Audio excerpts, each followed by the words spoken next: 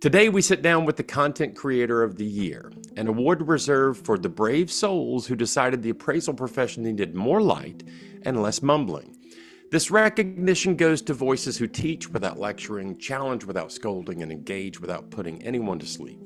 This conversation is lively, occasionally irreverent, and genuinely useful. It's about ideas, curiosity, and the dangerous notion that appraisers might actually enjoy learning from one another. Pull up a chair. Today's episode behaves more like a good story than a seminar. Don't believe the fiction that property data collectors do the same job as appraisers. Property data collectors and appraisers have two distinct roles. Property data collectors perform an objective, fact-based collection and reporting of data and do not provide any opinion on value. Appraisers develop and provide an opinion of value on a property using various sources. Get the facts. fanniemae.com/propertydata.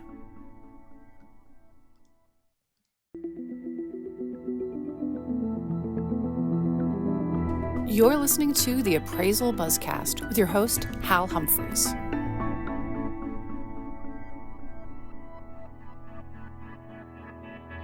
Welcome back, everyone, to today's Appraisal Buzzcast. My name is Jim Morrison, and I'm joined again by our host, Hal Humphreys. Let me bring him in. Hey, Hal, how are you? Jim, I'm doing great. How are you? I'm really excited. We're doing another Buzzy Award winner. We're really excited to announce our Content Creator of the Year. And for this, we're going to have two guests, which isn't something we normally do. So we're going to have a quad box on the screen for a little bit for those watching us on YouTube. Let me bring in our winners, Mark Verrett and Jeff Morley. How are you doing? Hey, guys, doing well. Yeah, excited to be here. We're excited to have you. And we're talking about your podcast, which is the Content Creator Winner of the Year, Market Moves with Mark and Jeff. So let's get into that conversation. Yeah, Mark, Jeff, thank you guys so much for being here today. Since we've been doing this podcast and since you've been doing your podcast, I've had this idea of doing a group podcast where we all get together and talk about fun things. So this is the first pass at that, and I'm pretty excited about that. Congratulations on being named 2026 Content Creator of the Year. Let's start with introductions. Can each of you briefly share your background in the industry and how you ended up here? Jeff? Happy to. Yeah, just happy to be here, Hal. My background, I brought up in this like many. I think maybe you and I know Mark for sure. Familial connections. Didn't plan to be an appraiser, ended up there anyway. Really do enjoy it. I mean, it's turned out to be a good fit, even though I didn't aspire to it. But early 2000s, I got certified, a lot of commercial and residential experience. Tried to do what I can in terms of volunteerism and stuff. Served on our state appraiser board, working with the board of trustees on the Appraisal Foundation currently. Really just tried to learn what I can along the way, contribute where I can. Really enjoy the work that I do with our team at Acurity Consolidated, a national appraisal firm. So maybe that's me in a nutshell. And Mark, tell us a little bit about your history. How did you get into this crazy business? Yeah, happy to do it. Mark Verrett. I think I've been appraising maybe 25 years now. Feels like a lifetime ago. I remember high school days helping my father, Ken Verrett, paste photos into reports and dropping off reports, all those sorts of things. So never planned to do it at all, and found employment difficult. And so I jumped in and joined my dad, and really been active in the industry ever since, volunteering similarly to Jeff. Recently came off of a National Board of Directors volunteer stint with the Appraisal Institute. Have been working on appraisal, kind of specifically around the appraisal process, what it takes to deliver appraisals, both on the data side and tools for appraisers, that sort of thing. So it's been a fun road. So what we have is two incredibly smart people that have been in this business for quite some time who decided to start a podcast together, which is a little bit different from most of our interviews. How did the Market Moves podcast come together, and what made you decide to start it? Well, Jeff, I'll start here. We always run into this problem, Hal, of who talks first. But yeah, Jeff and I have worked together for maybe 6 years now, and us and sometimes a couple other folks in our company would just have virtual Zoom conversations that would sometimes last an hour or two, talking about market dynamics, as they relate to appraisal. And I think coupled with social media and like an easier way to reach people, we would come away from these conversations like, these were helpful for us. We ought to schedule these sorts of things and not just have them happen by happenstance. But also maybe somebody else, appraisers particular, are often kind of in their bedroom and working alone, might enjoy hearing these perspectives. So that was kind of the genesis from my perspective. Okay. Jeff, what was your side of it? I mean, very consistent, of course, with that, Hal. But one of the things that I find that I consume a lot of, Mark does too, or other podcasts. I mean, we stand kind of in the shadow of your excellence, but there are also those that that have just been kind of fun to be a fly on the wall, with people who have interesting experience and perspectives. And so, we thought it'd be a lot of fun to be able to share that, with others, things that we just find, naturally engaging or whatnot. And so, we certainly didn't start knowing what the heck we were doing, and we're still aspiring to to become good at this thing. But it's been fun to see what others, and even in other industries, focus on conversations they have. And so we thought, well, it'd be a lot of fun to try to open that up and share our perspective as appraisers with not just appraisers, but others that care about, residential real estate. Yeah, that's fantastic. What did you feel like there was something missing from the industry conversations that you felt your podcast could bring to the table? I know, there are a decent number of appraisal podcasts out there, and I have a notion what you bring to the table that is different and interesting, but tell me from your perspective. Well, I think there's this struggle that appraisers have. We have a unique skill set and perspective on the largest asset class in the world, and there's a lot of activity going on with that constantly. And I think we often kind of get siloed into our providing our perspectives within the scope of an assignment to a bank or that sort of thing. And so, like from my perspective, Hal, I think what was missing and what we're really trying to scratch is an appraiser perspective on broader real estate and bringing that out there. We desire to, I'm not sure we're doing it yet, but we desire to be a beyond appraisal podcast for appraisers for sure, as they're driving around and doing, their work, but also trying to reach real estate professionals and others just generally interested in real estate. Okay. Yeah, I mean, there hasn't been a time that I haven't been invited to go speak to a group of realtors that they just didn't have a whole bunch of questions. I mean, you about don't have to prepare any content because they've all got war stories. They've all got questions. Why do appraisers do these things that I don't understand that kills my deal sometimes? Or even just why do appraisers think about things and analyze things differently than I do as an agent? And so there's, to Mark's point, there's a lot of perspective that would like to be sharing with others. From that vein, there's just a lot of interest in, what appraisers do and where does this number that falls out at the end of the process, where does it come from? And if it's not what they want to hear, why is it not what I want to hear? And so I think there's a lot of perspective that can be shared, from that context now. I love it. Mark, you started off your response with, we have a very unique set of skills, and I just had this Liam Neeson thing going in my background. And I have a very unique set of skills. I will find you and appraise your house. Now, you guys do a great job of balancing education with just straight up candid conversations. One of the things I like about your podcast. Let me ask you this. How do you decide what topics to cover, and how do you approach conversations that might be uncomfortable but important?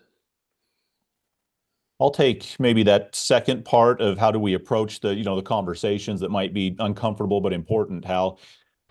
Honestly, what we're trying to do is just be truth seeking. There are always multiple perspectives on about any topic, out there in the world. And we're not necessarily coming at any conversation with an agenda, but we really want to try to understand more deeply, what the truth of the matter is.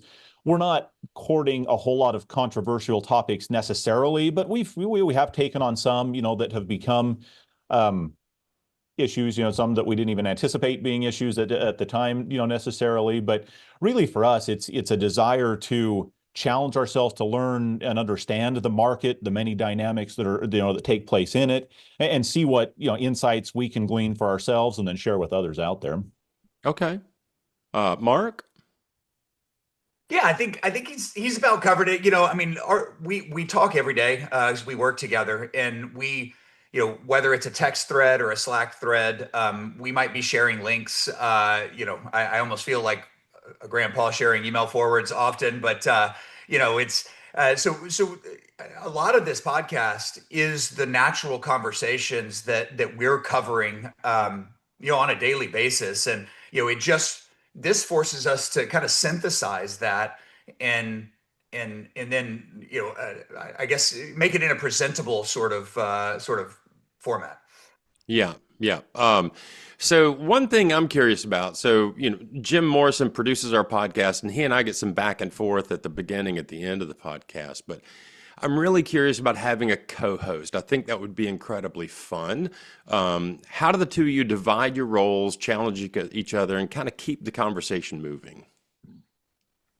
Yeah, so a lot of what we've done has just kind of naturally settled in or evolved. And honestly, I don't know that Mark and I have even articulated this directly, but Mark tends to be pretty good at kind of guiding the conversation from one topic to the next. Sometimes I feel a little bit like Sherlock's Watson, who's just kind of the dummy that bounces ideas off and doesn't really understand nearly as deeply maybe as Mark does sometimes. But we haven't, been real rigid in the way that we've approached conversations or even the format. We want it to be conversational among friends, but we've at the same time, I think, kind of found ourselves falling into the roles that we just naturally fit into, personality wise. Yeah. This was I think both Jeff and I probably are certain enough to never get started that we are neither interesting enough alone to get a podcast up and running. So I think that was certainly an initial thought here, and the format has largely, the idea of it is two guys having a conversation about the market and things that are going on here. Yeah.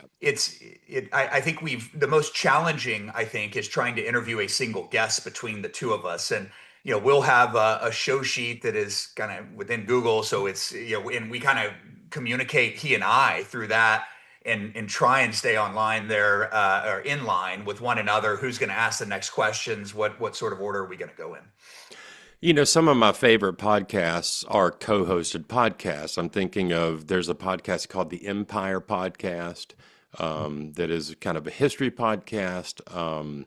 There's another one called The Rest is History, and then The Rest is Classified. All of these podcasts have basically two folks talking about a topic. Occasionally they will have a guest on.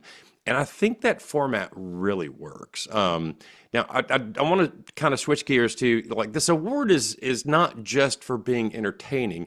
It recognizes impact, not just the content you're there, but what kind of feedback you get from people and the impact you're having on the profession. And I think you are having an impact. I've been paying attention to what you guys are doing. I've been hearing from other people that it's a great podcast.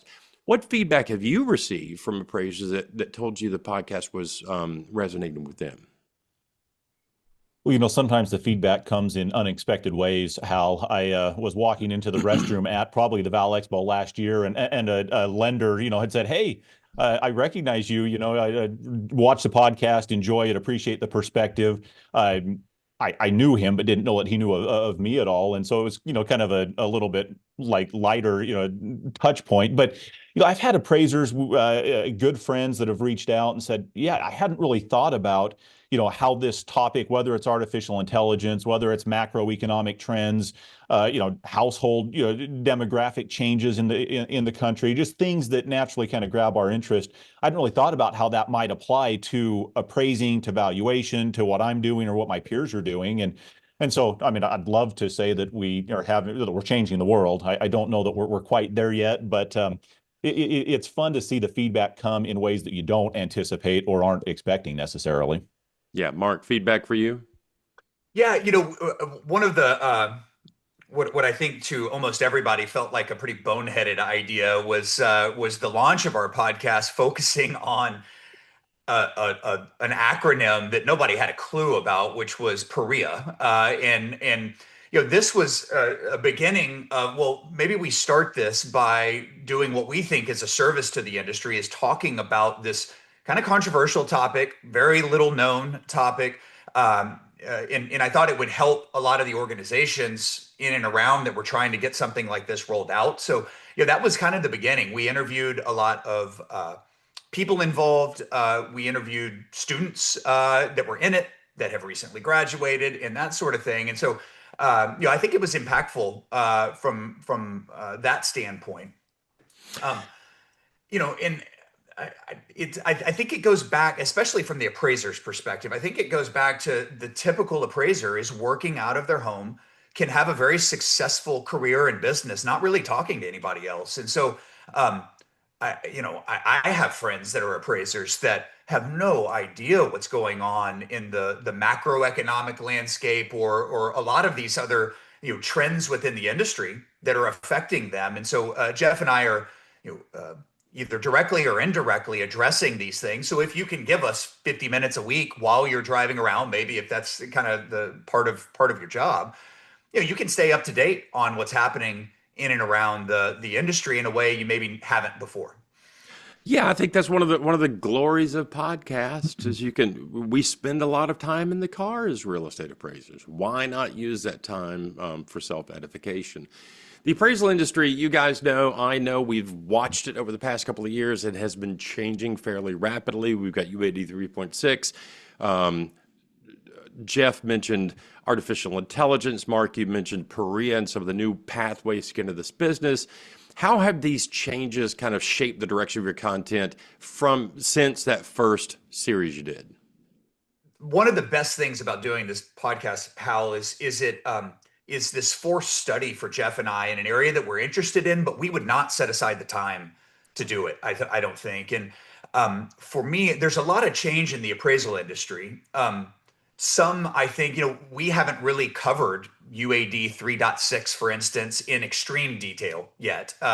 We will be, but it was a bit of an intentional decision because it's a lot of fear without a lot of knowns for a lot of last year. But artificial intelligence is one that will be affecting us maybe even more broadly. And I'm fascinated the way this is rolling out. And I think Jeff and I's naivety is on full display in all of it. I don't know where any of this is going, and I probably will be pretty embarrassed at a lot of my opinions and thoughts that have come about early on in this kind of game of kings artificial intelligence battle that we have between ChatGPT and Google and all these folks. But it's just I think important to stay really on top of, to try and get an understanding of how it's going to impact you or how you need to use it. Yeah, yeah. Well, the good news is I'm already embarrassed for a lot of Mark's opinions and perspective on things. So I'm ahead of the curve, at least on that, if nothing else. Kidding, of course, but artificial intelligence has been one of the interesting kind of bisecting currents that we've seen, Hal. And my wife, bless her, has been a great supporter of this. She listens to the episodes, and it's been a few of the artificial intelligence topics that she's even shared with her friends, and so some of her friends have been listening, at least to aspects that we're touching on as it relates to that, because it's just so pervasive. I mean, I think everybody's worried, is AI going to come and take my job, and am I not going to have a livelihood? And I think that the conversation, and I think the lived reality, is going to be far more nuanced and detailed than that. I don't think it's just going to take over everything, but it's been interesting to see that message resonate with people inside and completely outside of the valuation space. Yeah, and one of the things I'm going to say is approaching topics that are emerging with an acknowledged naivete and realizing that I may say some things about this right now that I may change my mind down the road. There's nothing to be embarrassed by there. I mean, one of my favorite authors ever is George Orwell, and he famously, changed his opinions as he got more information. And he had published works that said one thing, and then 10 years later published works that said the exact opposite thing. And I think that's just intellectual honesty. And one of the things I like about y'all's podcast is you're addressing emerging technologies and things that we don't fully understand with authenticity. And I think that's really impressive. And thank you guys for that. The last thing that Jim Morrison has on the list for us to talk about, and I think this is a really critical one. I talk to appraisers all the time. I'm sure you guys have had the same conversation. They'll say, I'd like to do a podcast, or I'd like to do, be more present in social media, whatever it is. For appraisers who are thinking about creating content themselves, whether it's writing for a blog, video, podcasting, what advice do you give them? Because I think as we think of ourselves as professionals and try to put, material out there as a professional that will bring people to us for our services, I think it's critical for us to give them the tools to do good work on that side. So what do you guys think? What's good advice for someone that wants to start a podcast or a blog or something like that? Jeff, I'll start here. I mean, I think it's just starting. There are a million reasons, probably the foremost of which is embarrassment or shame of how it may not be received well, or received at all. And I think that was a limiting factor for Jeff and I. We'll sometimes joke about the very real reality that our first 2 or 3 podcasts we re-recorded like 7 times because we just were not willing to put out, and we were very uncomfortable of what we were putting out. Now we never edit anything. It's just us talking, and we're very comfortable with mistakes and that sort of thing. So I think just starting and doing it. I think having your reason of why, enjoyment, maybe a target goal of reaching a certain group slowly but surely, in setting that goal, in setting that destination, and really not looking up for a long time. 100 episodes if it's a podcast, or 1,000, I don't know, but you've got to be willing to do this when no one's listening. Jeff and I have really honed that that muscle. You got that one down. Yeah.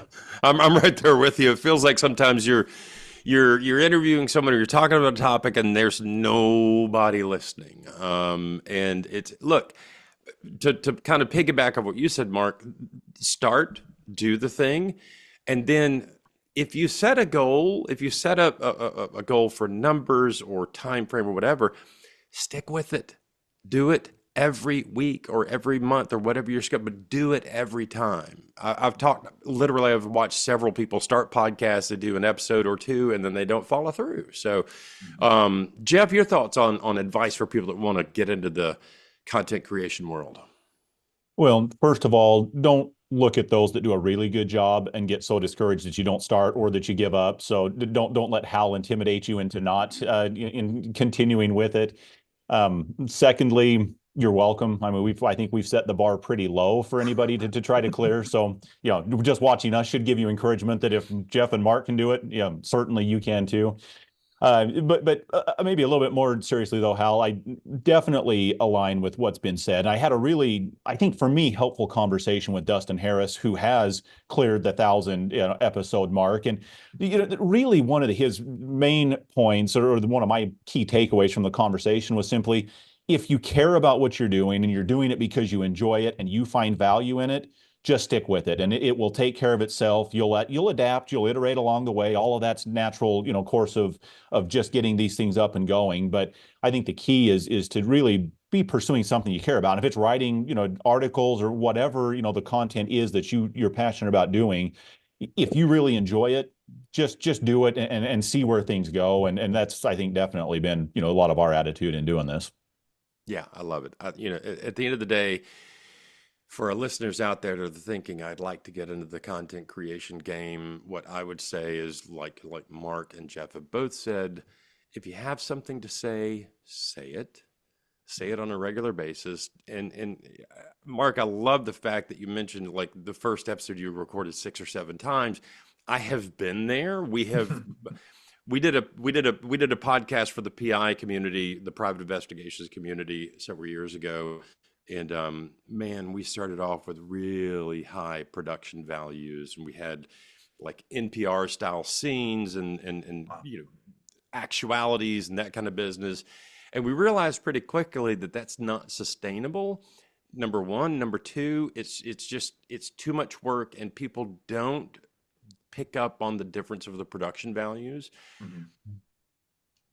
If you don't have a microphone, use the microphone on the computer. If you don't have a super nice camera, I'm using my FaceTime camera. These computers have really good interfaces on them.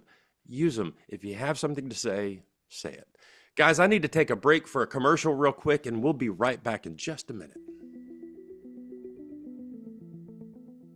LIA Administrators and Insurance Services, serving valuation professionals since 1978. We provide E&O insurance with a commitment to superior customer service, outstanding liability education, and unmatched claim defense. Explore our exclusive appraiser liability education by Peter Christensen and cost-effective seminars designed to foster your growth. Our underwriters, with an average of 26 years of experience each, are dedicated to supporting appraisers. Visit liability.com to discover how LIA can safeguard your business. Welcome back, everybody. You're listening to the Appraisal Buzzcast. I'm Hal Humphreys, your host. I'm joined today by Jeff Morley and Mark Verrett. I am so happy you guys are in the podcast today. I'm so proud of you guys for winning Content Creators of the Year. I think it's a fantastic acknowledgement of the work you guys are doing, and it is important work. I'm going to warn you that Jim Morrison sometimes comes at me with these anonymous appraiser questions, giving me every opportunity to say something publicly that I'm going to later regret. So, Mark, Jeff, brace yourselves. Morrison, do we have an anonymous appraiser question today? We do, and I think this is a tough one, but between all of us, we'll figure it out. So this appraiser asks, I'm working on a new construction appraisal. I've done many similar reports before, but I'm starting to question some of my earlier practices. In training, I remember trying to make an adjustment for differing neighborhood amenities, and my supervisor telling me not to do this as it's not measurable and we can't justify an adjustment in the case where I have two homes that are comparable and one is in a neighborhood with the amenities, community pool, jogging trails, park, playground, streetlights, etc., and one is a neighborhood without the amenities or a common area. The HOA dues for both neighborhoods are the same, but the homes in the neighborhood with the amenities are selling for about $20,000 to $30,000 more, leaving me with a large range that seems like it could be adjusted out through paired sales of neighborhood amenities alone. Why wouldn't I adjust for this factor? I'm going to jump in real quick and say, if you're an appraiser and you're not questioning some of your earlier practices, you're not a good appraiser. It takes questioning your earlier practices to become a better appraiser. So that's the first thing I would say. So hats off to you for asking the question. Now I'm going to turn it over to the experts about how to deal with this adjustment business. Jeff, I'm happy to take a stab. Do you want to go first? You betcha.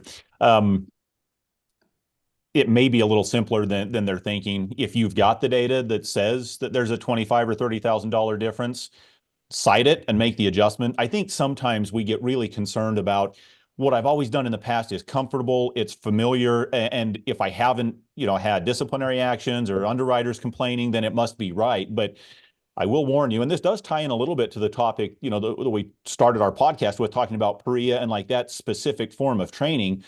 It's an unfortunate reality that some appraisers did not receive great training. Some supervisors had rules of thumb. I just don't make adjustments for amenities because I don't know how to extract that from the market, which is kind of what I'm hearing in this description.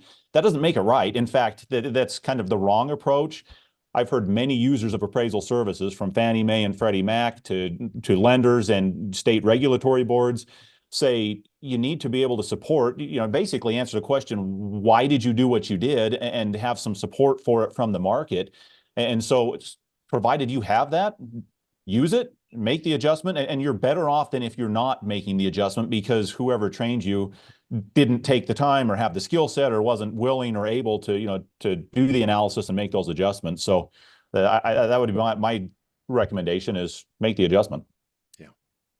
In the end, I think this is a location adjustment issue, and amenities are some of the things that are making up the location. But to me, if you didn't have the data but thought that an adjustment might be necessary, it's group paired sales from your subdivision and where the comp you have is of similar properties, and looking at average price per square foot or average sale price and seeing if there is a difference.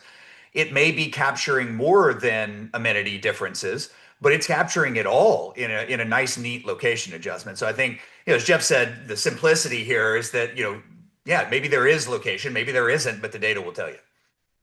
And it sounds like this appraiser has the data, but they're afraid to buck against what they were taught. I'm going to tell you guys a little story. My father passed away last year. He was my hero. He was an appraiser. He was a good human being. I loved him dearly. He said to me when I was probably 18 years old, filling out my first appraisal reports, he said, always click stable in the market section, because if you click growing or declining, you're going to have to answer some questions. That was the wrong advice, right? Now, if your supervisor said, I don't make an adjustment because I don't know how to do it, that's not an excuse. The GSEs have been pretty clear over the past couple of years. A zero adjustment is in fact an adjustment, and we need to have an explanation for it. So I think you're barking up the right tree. If there is a notable $20,000 to $30,000 difference, make the adjustment. The trick is approach this work in good faith. And I think Mark and Jeff will both agree with me on that. Approach it in good faith.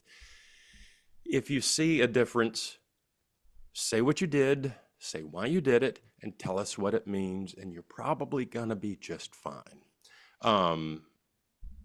I think we've covered that. Jim Morrison, do you think we could put the stick down and step away from the horse at this point? Yeah, I think those are great answers, and I think that'll be helpful for our anonymous appraiser for sure.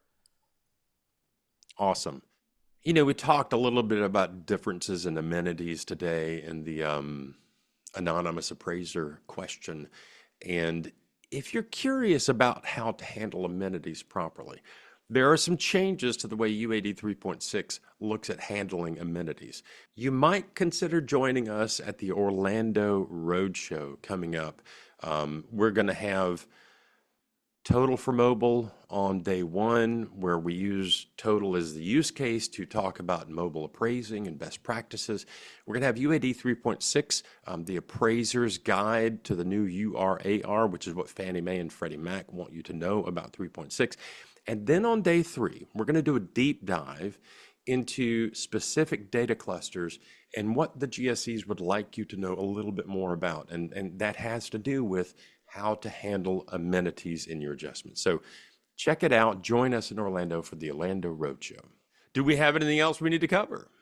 No, that's it, guys. Congratulations again. We're really excited for you. We can't wait to see you in Las Vegas for Valuation Expo, where we'll have our award ceremony on stage. That's August 16th through 19th. We're really looking forward to seeing you all there. I'm just going to say a big thank you, Jim and Hal both. Sometimes these things have a bigger impact than you might realize at times, and we really are grateful for for you guys in putting this out, and of course for anybody who was had the lapse of judgment to vote for us. But it really has been a vote of confidence for us in ways that are helpful. So I just wanted to make sure that we stated our deep and sincere appreciation. Yeah, a true honor. Just the nomination alone was an honor to be on there. We didn't set out to get recognized in any way, but sometimes we're wondering if anybody's watching, and this was a really nice, maybe keep going. So we'll keep trying to do that. I love it, guys. Congratulations again on being named 2026 Content Creator of the Year. Thank you for the work you do to inform and engage this appraisal community.